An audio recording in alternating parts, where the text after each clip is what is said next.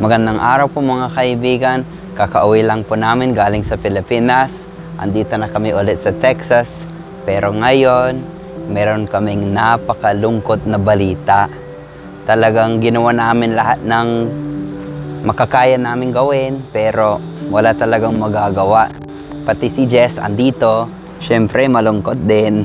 Kaya nga, ginawa na namin lahat, pero talagang, I guess kung talagang time mo na, time mo na. O, diba?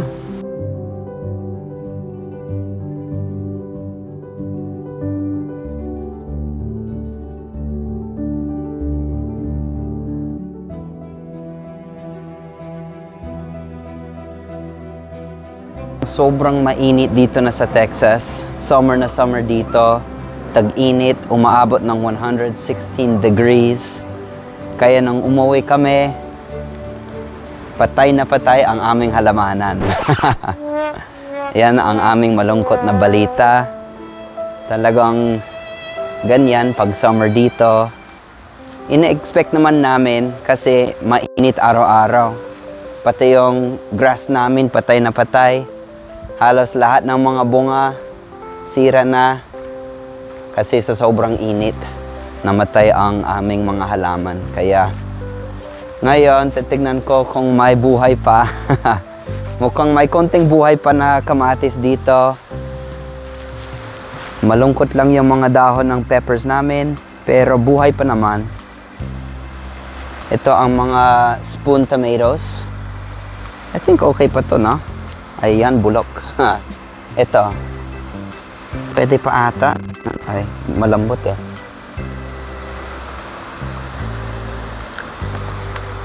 Mapait. Pero, kung nakakita nyo, yan, pwede pa naman yung mga kamatis na to. May konting bulok, pero siguro, tignan natin kung mabubuhay pa itong halamanan namin kasi talagang pinaghirapan namin noon bago kami umalis. Araw-araw kami dito, nag-aani kami araw-araw, nagdadilig.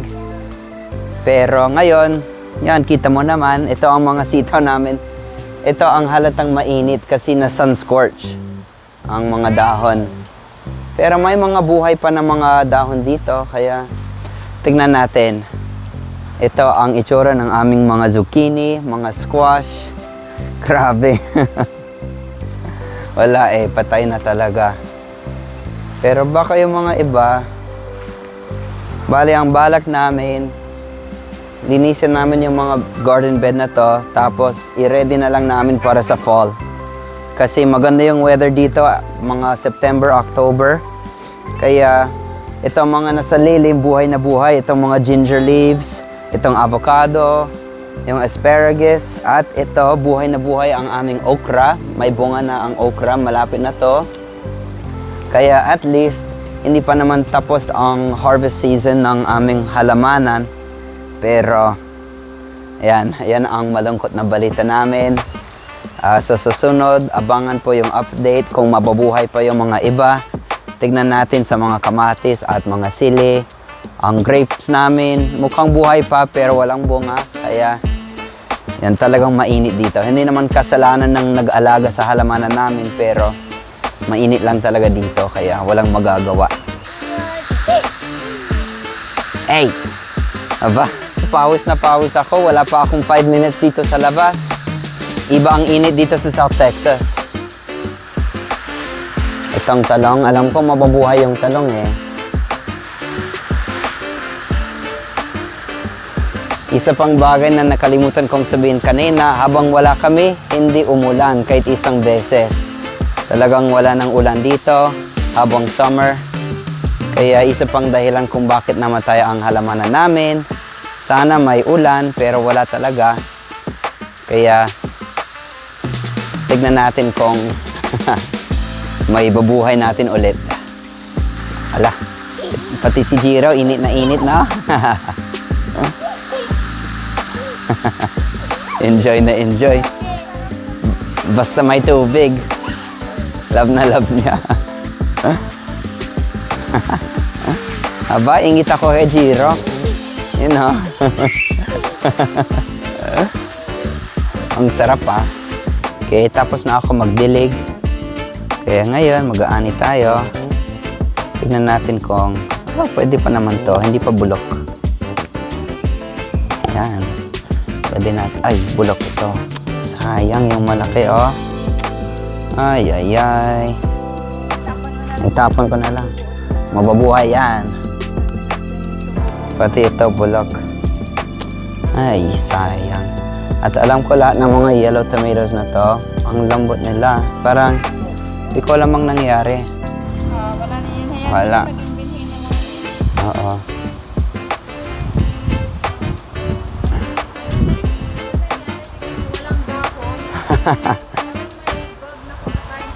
Siguro may mga bugs, tapos sa sobrang init, nawala lahat ng mga dahon, oh. Oh. Naluto sila lahat. Pero kahit nakakalungkot ang nangyari sa aming halamanan, may papakita ako sa inyo. Sinabi namin sa nag-aalaga sa halamanan namin na sa kanya na ang ma-harvest niya. Pero sa sobrang dami ang ginawa niya, chinop niya tapos nilagay niya sa freezer ang mga iba. Kaya madami kaming yellow squash, yellow zucchini, madaming sitaw at may talong pa.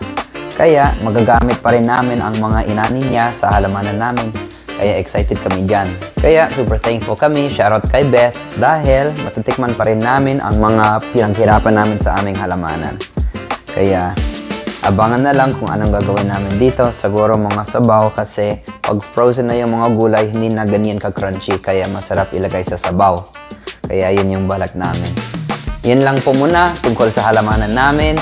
Abangan na lang po yung mga updates. Pero dahil summer break pa rin ni Jax ngayon, ever since umuwi kami galing sa Pilipinas, wala siyang ibang gusto kundi mag-bowling. Kaya tara, mag-bowling tayo kasama ng mga bata.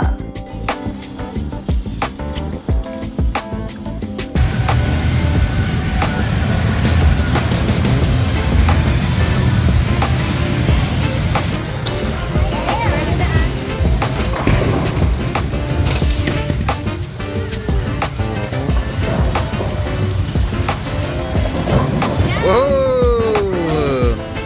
All right. Kuya Jake.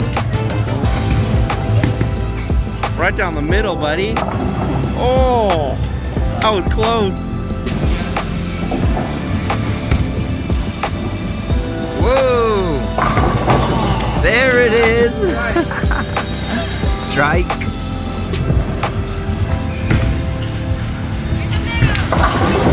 Oh!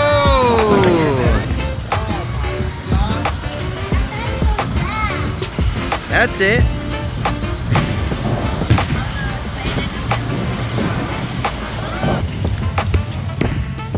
There you go. Nice.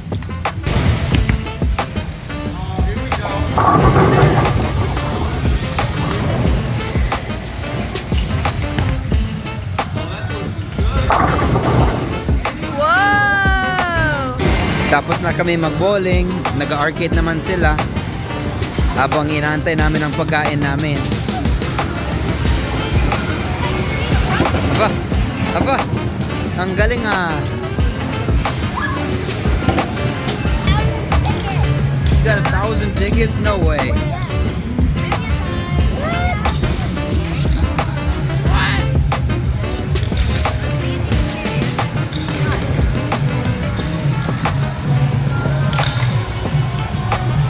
Nandito kami ulit sa bahay, nag-enjoy talaga sa bowling, kumain kami ng pizza, tapos nag-arcade konti. Maraming salamat po sa panonood sa simpleng vlog po namin ngayon. Abangan po sa susunod. Salamat po!